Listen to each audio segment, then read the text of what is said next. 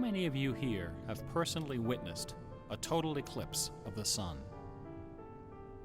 To stand one day in the shadow of the moon is one of my humble goals in life. The closest I ever came was over 30 years ago.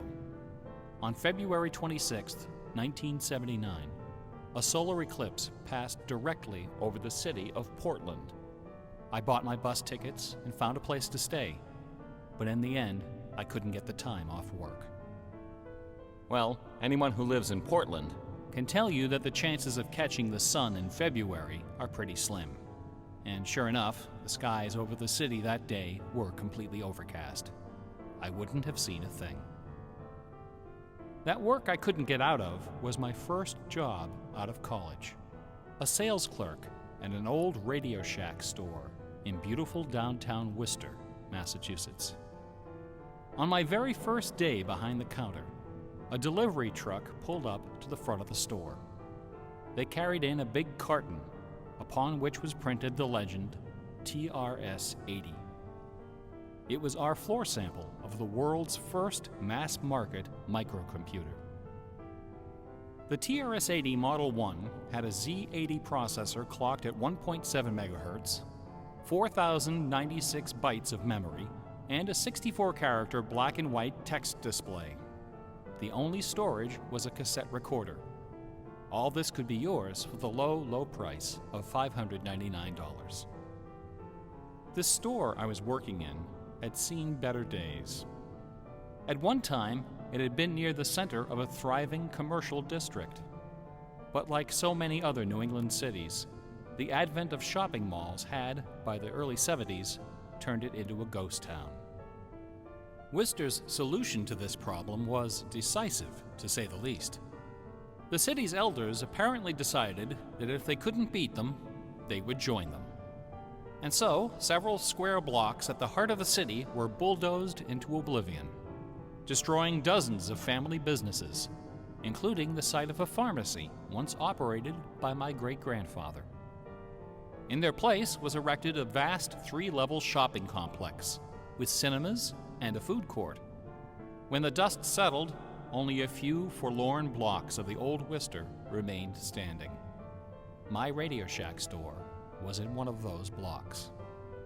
Then, to add insult to injury, Radio Shack opened a brand new location inside the shopping center, less than 500 feet from my store. So now patrons had a choice between a clean, well-lighted establishment with uniformed security and acres of convenient parking, or a shadowy hole in a seedy old office building next to an adult movie theater. Consequently, I had plenty of time to fool around with the new computer. I taught myself basic programming. Then I learned Z80 assembly, both, of course, so that I could write games. I also created self-running animated demos, which ran all night in the store window for the edification of the winos who peed in our doorway. Strangely enough, the few customers we had didn't seem to be interested in our new computer, even after the 16K memory upgrade. In fact, most of the people who set off the buzzer on their way through the front door weren't there to buy anything at all. They were there to exploit a free promotion, which was the bane of Radio Shack employees for over 40 years, the Battery of the Month Club. The idea of this promotion was simple. Customers got a little red card upon which was printed a square for each month. 12 times a year, the lucky sales clerk got to punch out a square and give the customer one brand new AAA, AA, C, D, or 9-volt battery. Of course, customers weren't allowed to choose just any grade of battery. At the time of my employment, Radio Shack offered 3 different levels of battery excellence. First were the alkalines, powerful, long-lasting, and expensive, hanging behind the counter like prescription medication in gold-embossed blister packs. These were most certainly not available through the Battery of the Month Club. Next were the high-end lead batteries, sturdy, dependable batteries, moderately priced, and prominently displayed near the front of the store. These were also not available through the Battery of the Month Club. Finally, at the bottom of the barrel were the standard lead batteries. These were literally piled in barrels, cunningly located way at the back of the store, in a dark corner near the TV antennas. Remember TV antennas? Customers who came in looking for their free battery of the month had to walk the entire length of the premises, past the CB radios and stereo headphones and remote-controlled racing cars. Nothing would stop them. On the first day of every month, like clockwork, those customers came in waving their little red cards. I would look up from my programming and wave them to the back of the store. It didn't matter that the batteries were only worth 29 cents. It didn't matter that most of them were already half dead. They came, they grabbed. And as far as I can remember, not one of them ever paid for a damned thing. I was such a crappy salesman. I was young and foolish. I thought my education in game design was happening at the keyboard. I almost missed the lesson coming through the front door. Fortunately, I wasn't the only person fooling around with games on micros. All over the country, people like me were experimenting. Scott Adams was coding what would soon become the world's first commercial adventure game. Remember adventure games? My future employer, Infocom, was being founded, along with other legendary companies like Online Systems, Sirius, Personal Software, and SSI. Those were exciting times. Teenagers were making fortunes. Games were cheap and easy to build. The slate was clean. But in 1979, the biggest news in gaming had nothing to do with computers. On the morning of the autumn equinox, September 20th, a new children's picture book appeared in the stores of Great Britain. This picture book was rather peculiar. It consisted of 15 meticulously detailed color paintings, illustrating a slight whimsical tale about a rabbit delivering a jewel to the moon. On the back jacket of the book was a color photograph of a real jewel, shaped like a running rabbit, 5 inches long, fashioned of 18-karat gold, suspended with ornaments and bells, together with a sun and moon of blue quartz. According to the blurb underneath, this very jewel had been buried somewhere in England.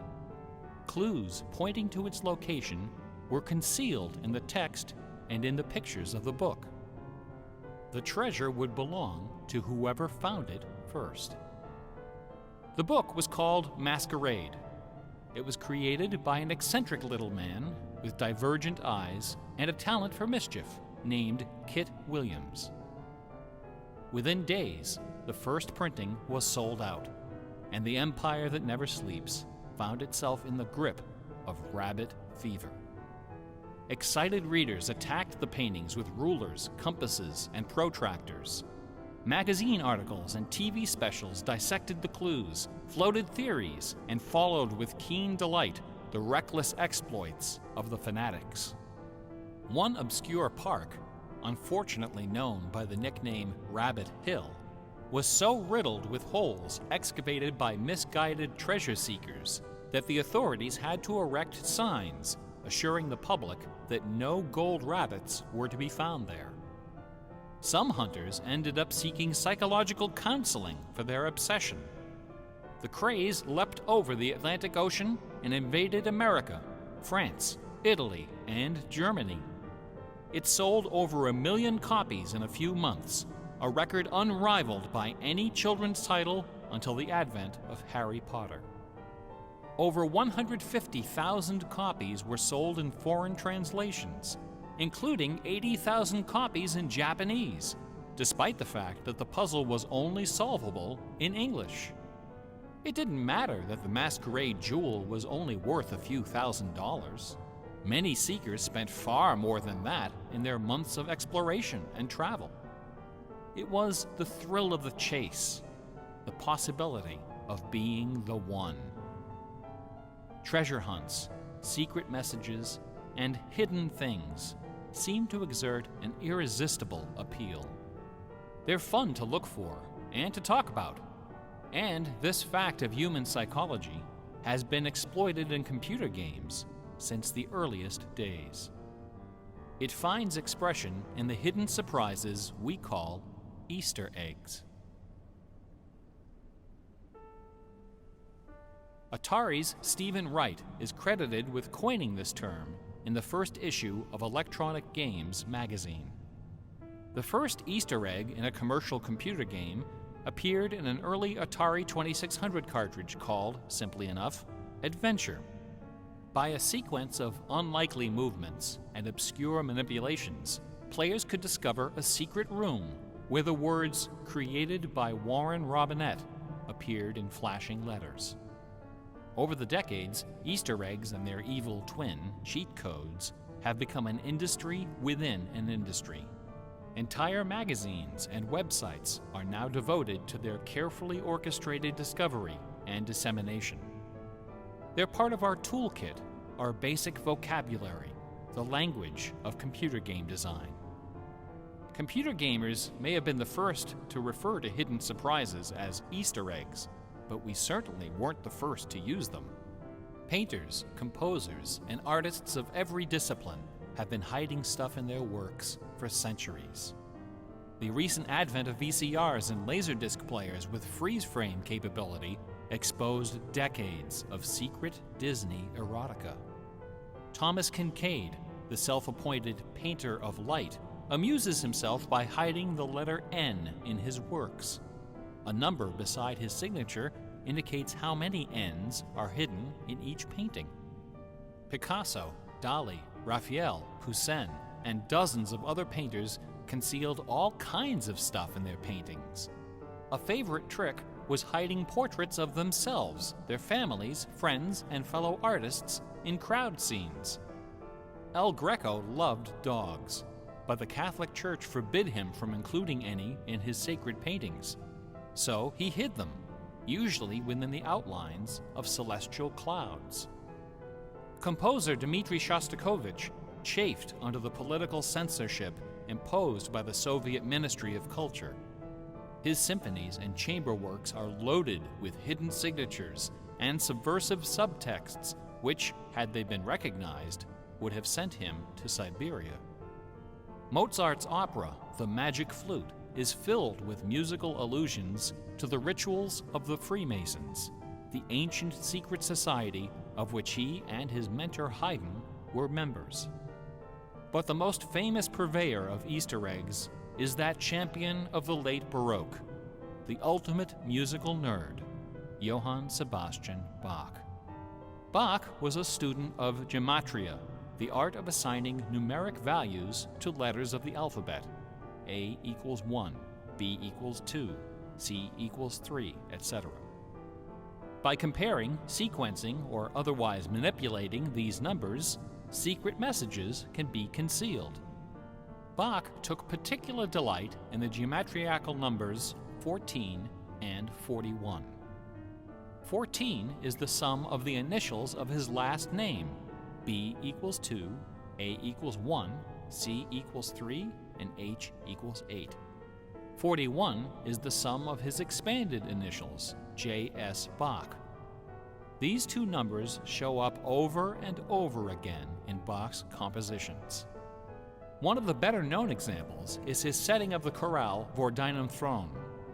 The first line of the melody contains exactly 14 notes, and the entire melody, from start to finish, contains 41. Another of Bach's favorite games was the puzzle canon. A canon is a melody that sounds good when you play it on top of itself, a little bit out of sync. Frère Jacques and Row, Row, Row Your Boat are familiar examples of simple, two-voice canons. But a canon can employ any number of voices, and you don't have to play each voice the same way either. You can change the octave, transpose the key, invert the pitch, play it backwards, or any combination. Finding melodies that make good multi-voice canons is a fussy and difficult art, of which Bach was an undisputed master. Now, in a puzzle canon, the composer specifies the basic melody and the number of voices, but not the relationship of the voices. The student has to figure out the position and key of each voice and whether to perform them inverted and/or backwards. Bach wrote quite a number of puzzle canons. The most famous, BWV 1076, is part of a fascinating story. One of Bach's students was a fellow by the name of Lorenz Misler, founder of the Society of Musical Science. This elite, invitation-only institution devoted itself to the study of Pythagorean philosophy and the union of music and mathematics.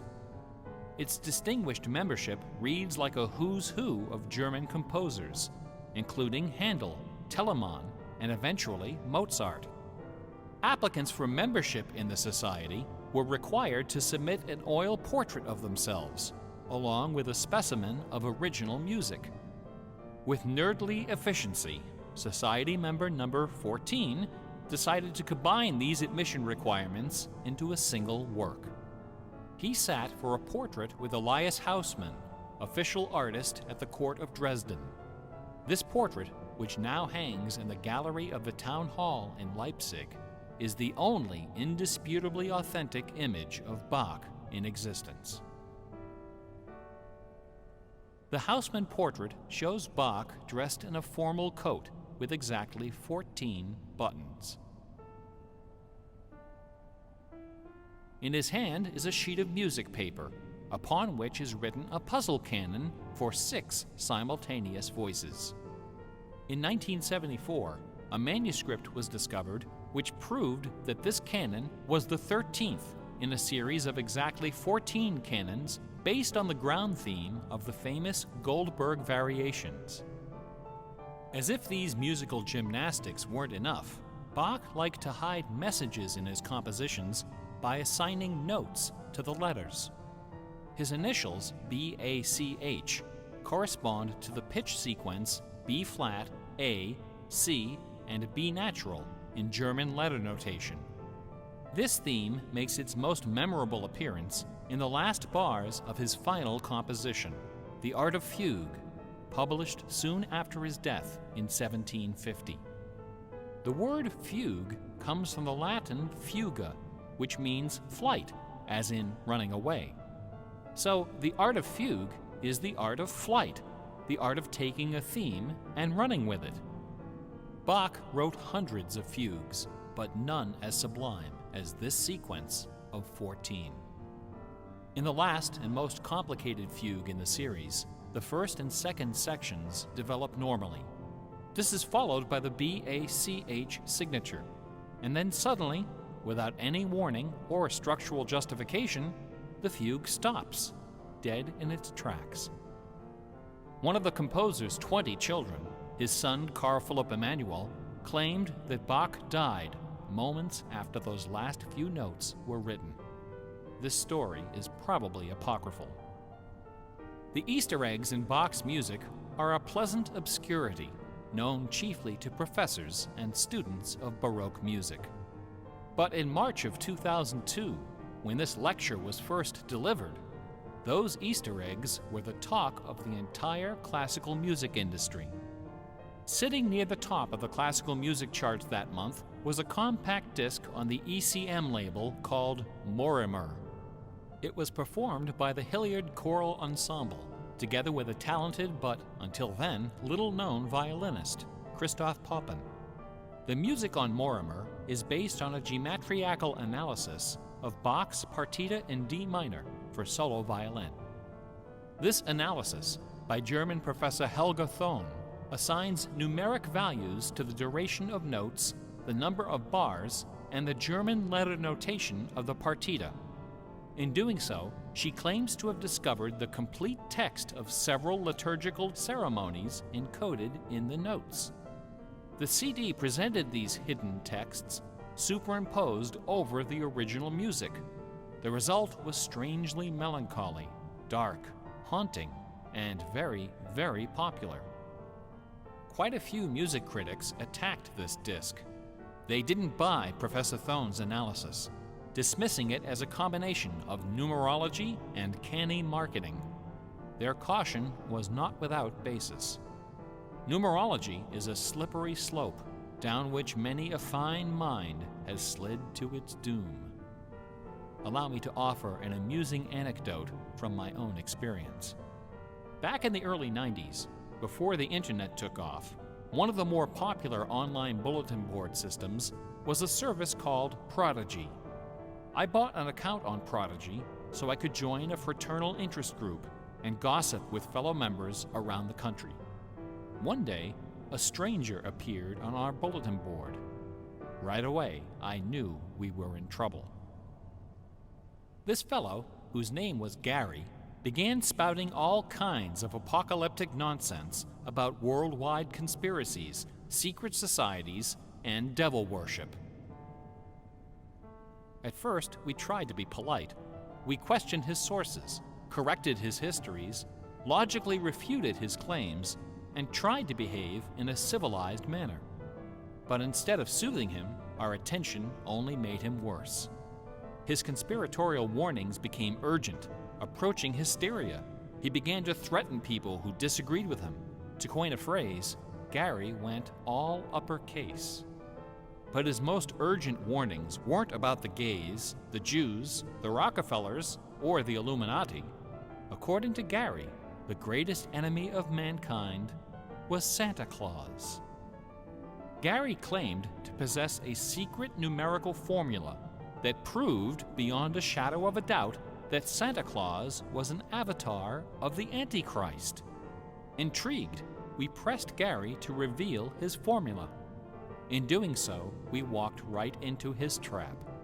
We should have known he had a book to sell. I fell for it. I sent him the $15. Less than a week later, the book arrived. Above an ominous photograph of the Washington Monument was emblazoned the title, 666, The Final Warning.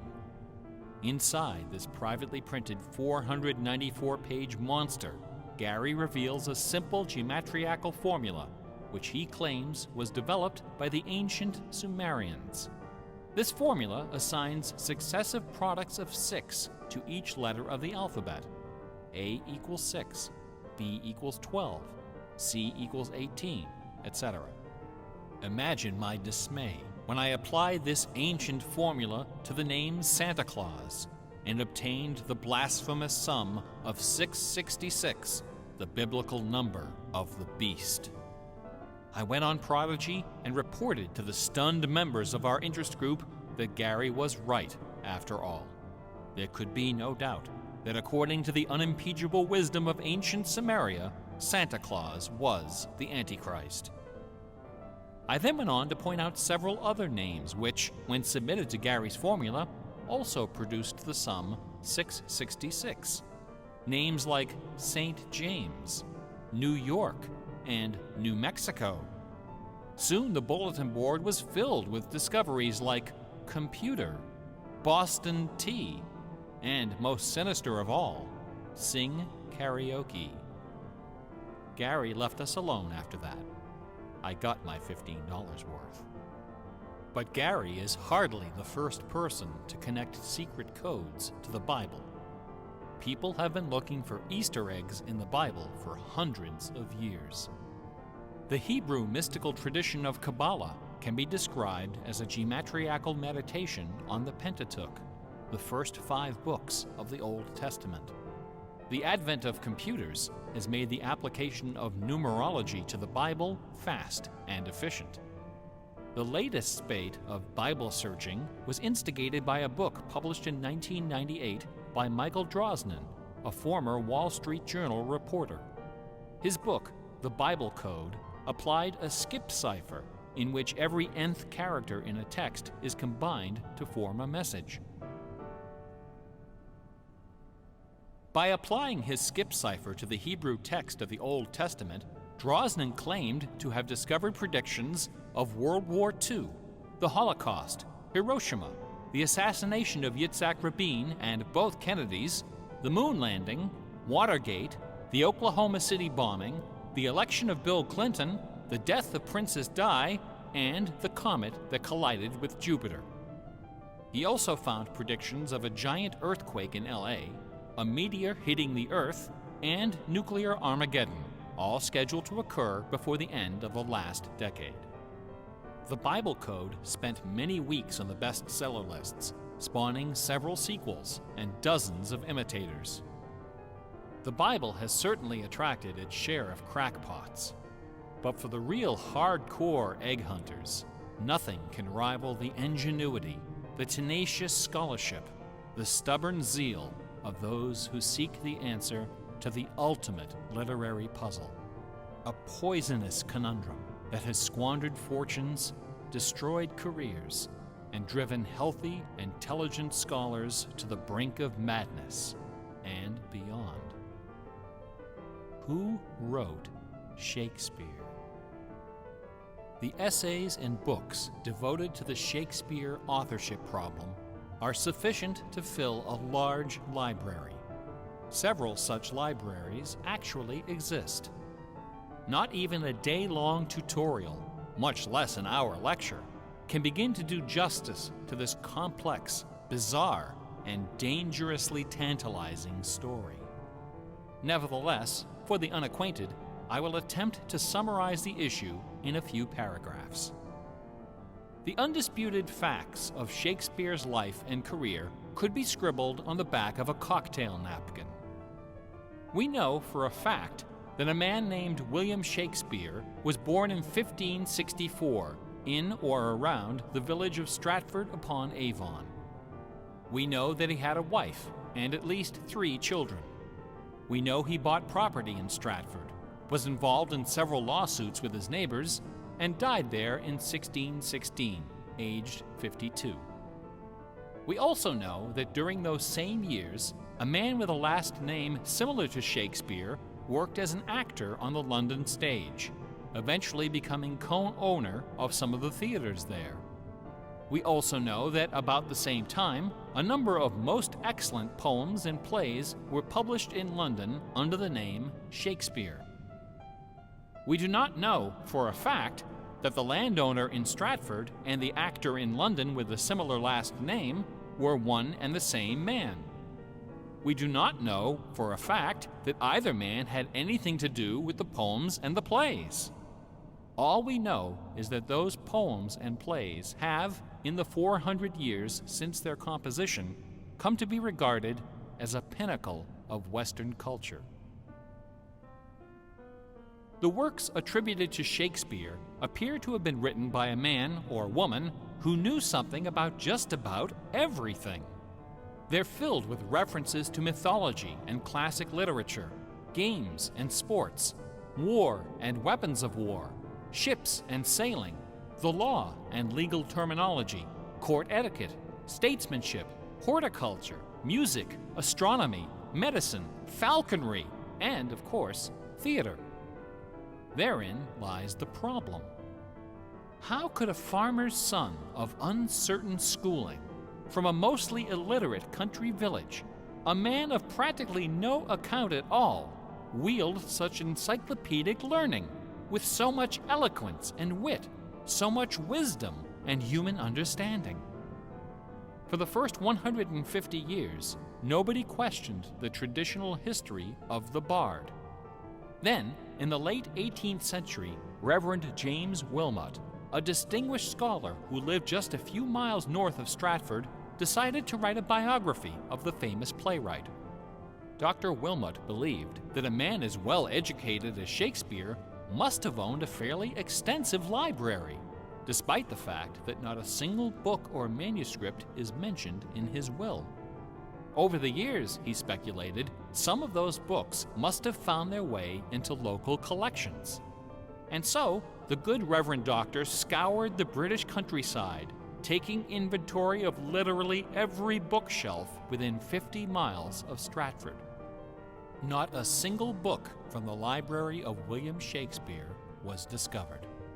Neither were there found any letters to, from, or about Shakespeare.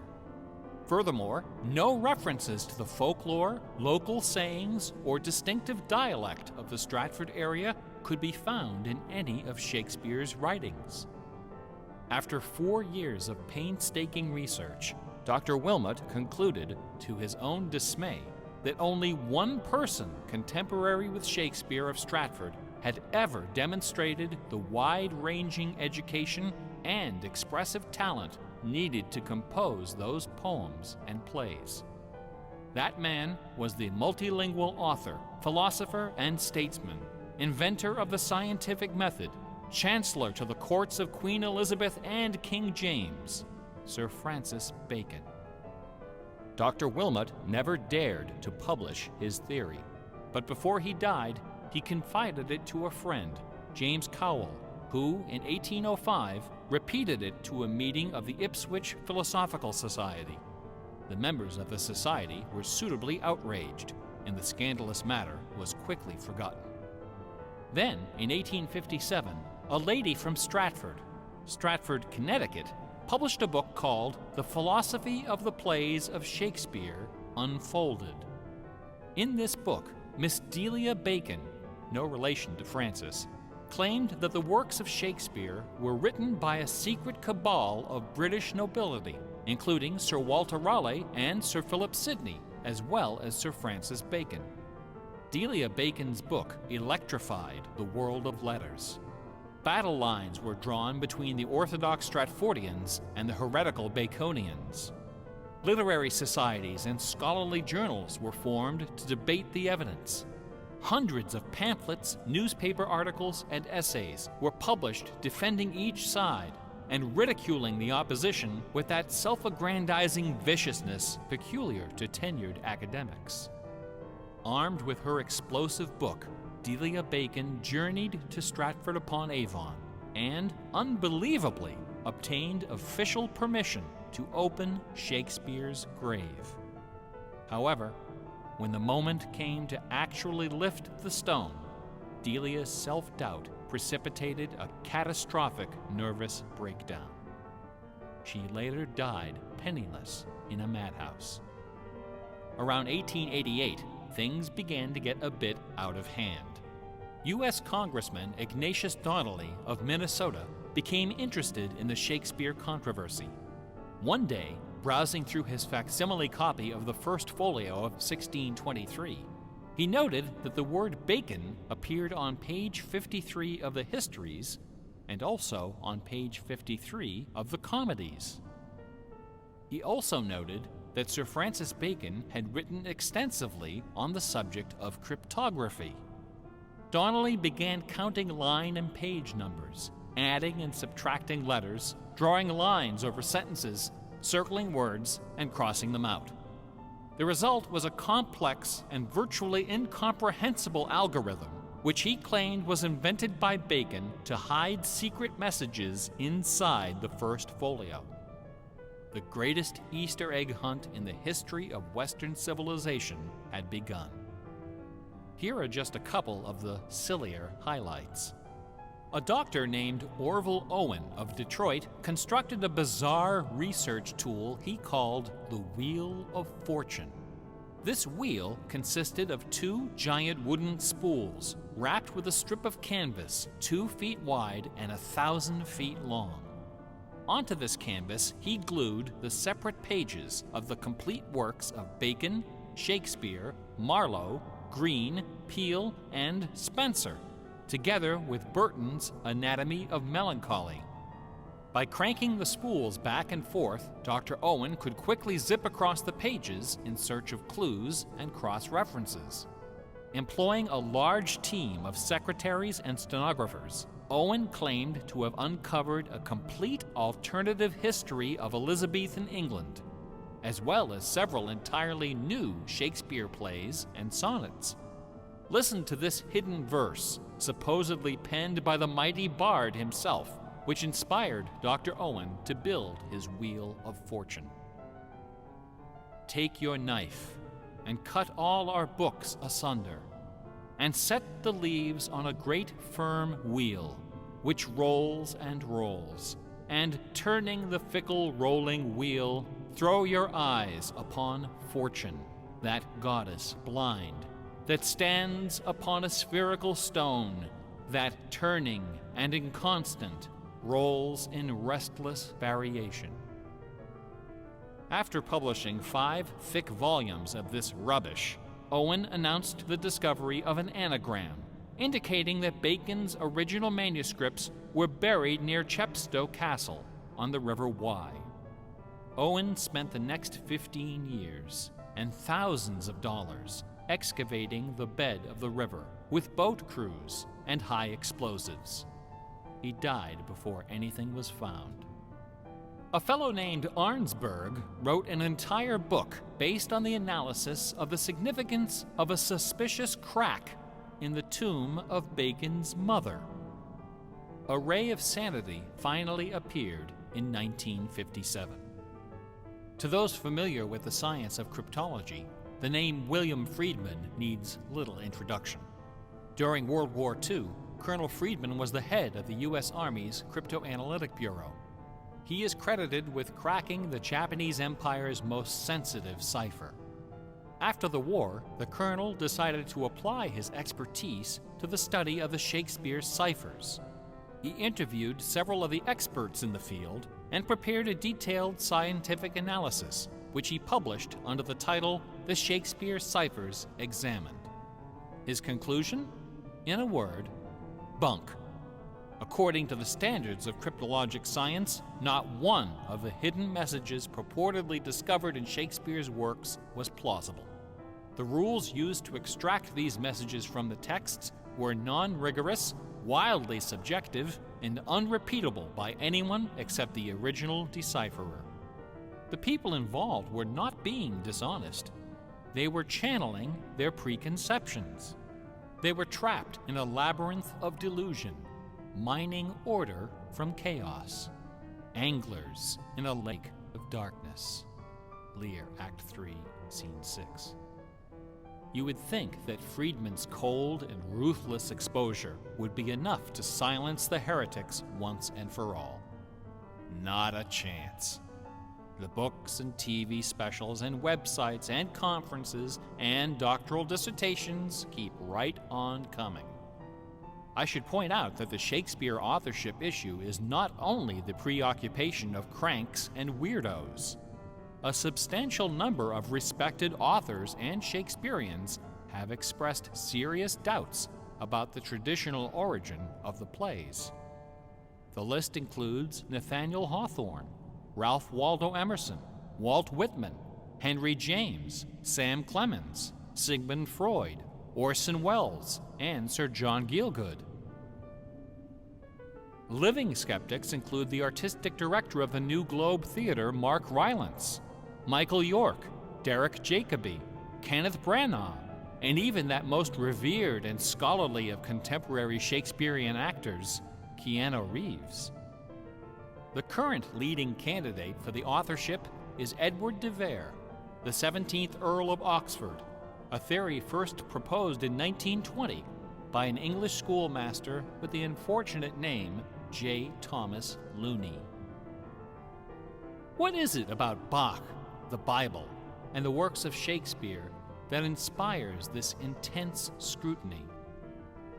Nobody's looking for acrostics in Chaucer or Keats. There are no hit CDs of the secret chorales of Wagner or Beethoven. For the answer, we need to recognize the unique roles which the Bible and Shakespeare have played in the development of Western culture. No other single work of literature has influenced modern English more than the translation of the Holy Bible published in 1611 under the auspices of King James I. The King James Bible exemplifies the meaning of the word classic. It has been called the noblest monument of English prose, the very greatest achievement of the English language.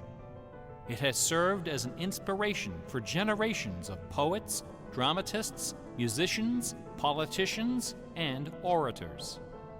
Countless people have learned to read by repeating the phrases in this, the only book their family possessed.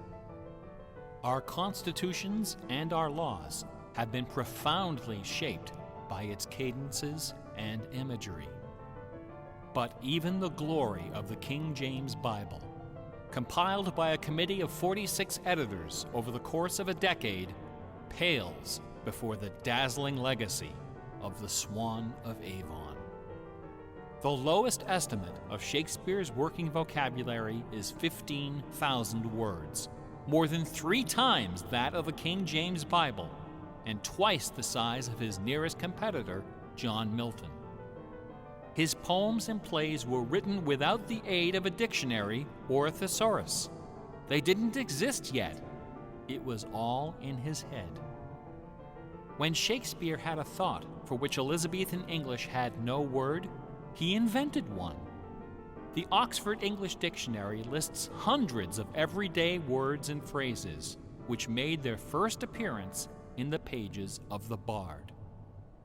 Addiction, alligator, assassination, bedroom, critic, dawn, design, dialogue, employer, film, glow, gloomy, gossip, hint, hurry, investment, lonely, luggage, manager, switch, torture, transcendence, wormhole, zany. Hamlet alone contains nearly 40 of these neologisms. Who today would have this audacity, this giddy exuberance of invention? Only one other English author even approaches Shakespeare's facility for coining new words: Sir Francis Bacon. In the modern era, the record holder is Charles Dodgson, better known as Lewis Carroll, who, interestingly, also happens to be the second most quoted author in English, after Shakespeare. Everyone has been profoundly molded by the influences of the King James Bible and Shakespeare. Like it or not, all of us peer at the world through the lenses of these great works. They are the primary source documents of modern English thought, the style guides of our minds. Contemplating these dazzling jewels of wisdom and eloquence gives rise to an extraordinary feeling, a potent, rare, and precious emotion with the potential to completely upset your life. An emotion powerful enough to make a man abandon his wife and children, forfeit career and reputation, lay down his possessions, and follow his heart without questioning. That sweet, sweet fusion of wonder and fear, irresistible attraction, and soul-numbing dread known as awe. Awe is the grail of artistic achievement. No other human emotion possesses such raw, transformative power, and none is more difficult to evoke. Few and far between are the works of man that qualify as truly awesome. It is awe that convinces a rabbi to spend a lifetime decoding Yahweh from the Pentateuch. Awe that sends millions of visitors each year to the pyramids of Giza, Guadalupe, and Mecca.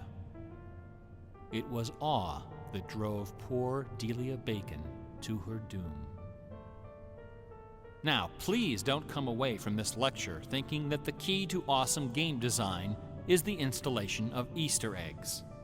Ordinary games with their contrived Easter eggs and cheat codes are like the Battery of the Month Club. You have to trudge down to the back of the store to get what you really came for. If superpower is what people really want, why not just give it to them? Is our imagination so impoverished that we have to resort to marketing gimmicks to keep players interested in our games? Awesome things don't hold anything back. Awesome things are rich and generous.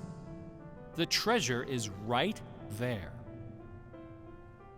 One afternoon, I was sitting alone behind the counter at that old Radio Shack store. My boss had stepped out for some reason, an elderly woman walked through the front door. Like most of our customers, she was shabbily dressed, probably on a fixed income. I assumed she was there for her free battery, but instead, she placed a portable radio on the counter. This little radio came from the days when they boasted about the number of transistors inside on the case. It was completely wrapped in dirty white medical tape. The woman looked at me and asked, "Can you fix this?" Slowly, I unwrapped the medical tape, peeling away the layers until the back cover of the radio fell off, accompanied by a cloud of red dust. The interior of the radio was half eaten away by battery leakage and corrosion. I looked at the radio. I looked at the old woman. I looked back at the radio. I reached behind me, where the expensive alkaline batteries were hanging like prescription medication, and removed a gleaming 9-volt cell from its gold blister pack. Then I pulled a brand new transistor radio from a box, installed the alkaline, and helped the lady find her favorite station. No money changed hands. She left the store without saying a word. Awesome things are kind of like that.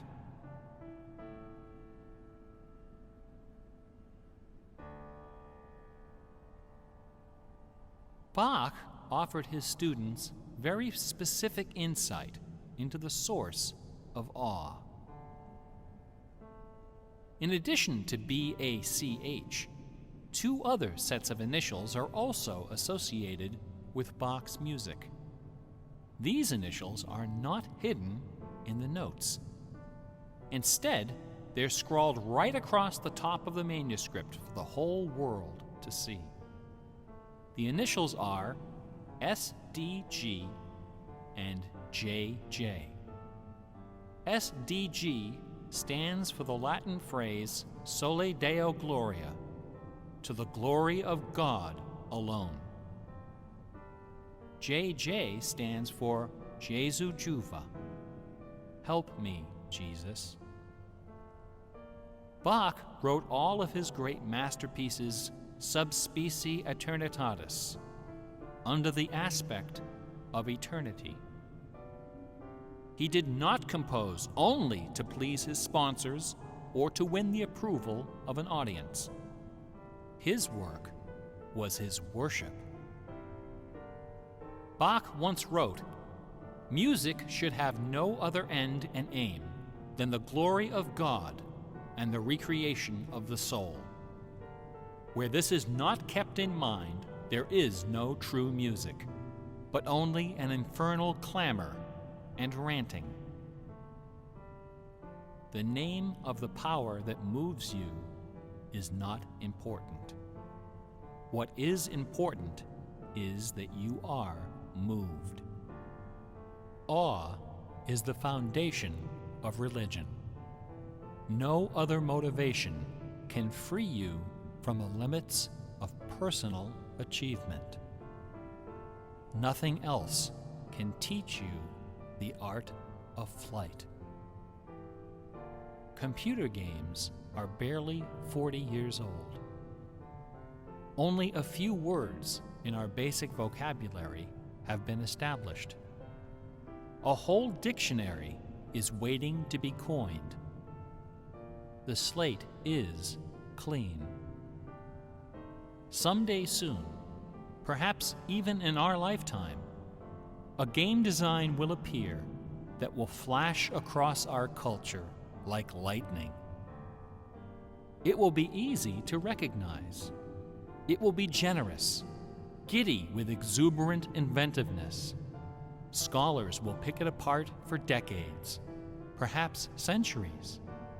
It will be something wonderful, something terrifying, something awful. A few years ago, I was invited to speak at a conference in London. My wife joined me, and we took a day off for some sightseeing. we decided to visit England's second biggest tourist attraction, Stratford-upon-Avon. It was cold and rainy when our train arrived. Luckily, most of the attractions are just a short walk from the station. We visited Shakespeare's birthplace, a charming old house along the main street, which attracts millions of pilgrims every year, despite the complete lack of any evidence that Shakespeare was born there or even lived anywhere near it. We went past the school where Shakespeare learned to read and write, although no documents exist to prove his attendance.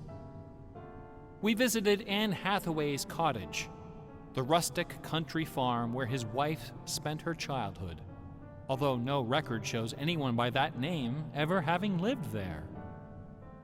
Finally, we came to the one location undeniably associated with Shakespeare, Trinity Parish Church, on the banks of the River Avon, where a man by that name is buried. This beautiful church is approached by a long walkway between rows of ancient gravestones, shaded by tall trees. The entrance door is surprisingly tiny. No cameras are allowed inside. The interior is dark and quiet. Despite the presence of busloads of tourists, the atmosphere is hushed and respectful. A few people are seated in the pews, deep in prayer. An aisle leads up the center of the church. The left side of the altar is brightly illuminated. On the wall above is a famous bust of the bard, quill in hand, gazing serenely at the crowd of pilgrims. On the floor beneath, surrounded by bouquets of flowers, at the very spot where Delia Bacon lost her mind, the gravestone of William Shakespeare bears this dire warning. Good friend, for Jesus' sake, forbear to dig the dust enclosed here. Blessed be the man who spares these stones, and cursed be he that moves my bones. Every year, 3 million pilgrims arrive from every nation on earth to approach this stone and consider the likeness of a man whose body of work can only be described as awesome. By contrast, the right side of the altar is dark and featureless. Nobody of any consequence is buried there. The only point of interest is a wooden case of simple design, carved of dark oak. Inside the case, sealed beneath a thick sheet of glass, lies a large open book. A plaque on the case identifies this book as a first edition of the King James Bible, published in 1611 when Shakespeare was 46. Not many pilgrims visit this side of the altar. Most of those that do simply glance at the book, read the plaque, and move along.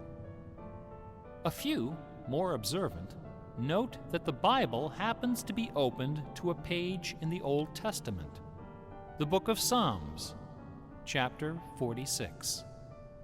No explanation is given for this particular choice of pages.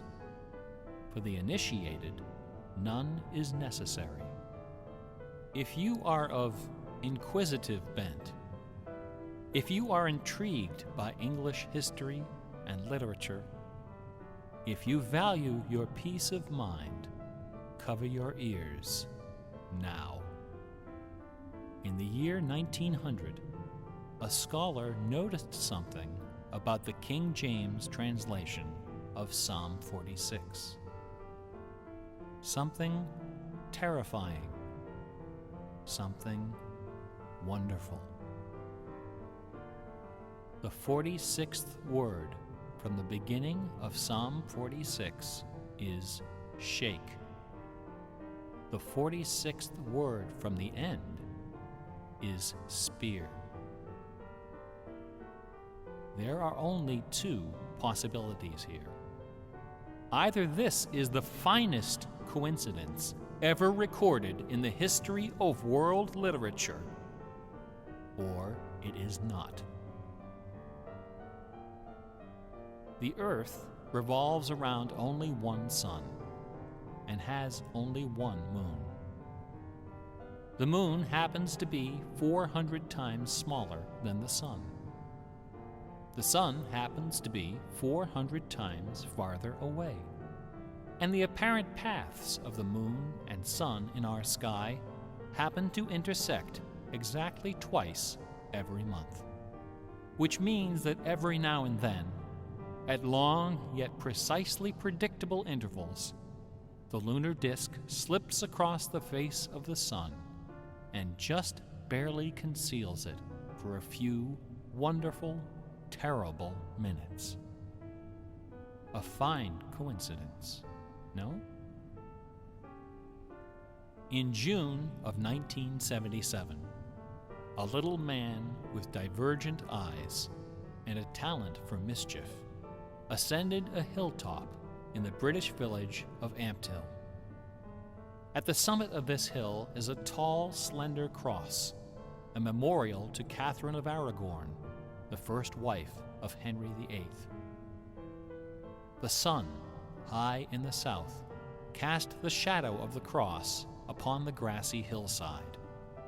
At exactly 12 noon, the man removed from his pocket a bar magnet. He turned the magnet so its north pole was facing south and buried it under the shadow of the cross. 2 years later, a few hours before the publication of his first book, the man returned to that hillside, this time in the dead of night. He used a compass to locate the magnet he had buried. In that same place, he dug a hole in the ground and placed inside a ceramic container inscribed with the following words: "I am the keeper of the jewel of masquerade, which lies waiting safe inside me for you or eternity."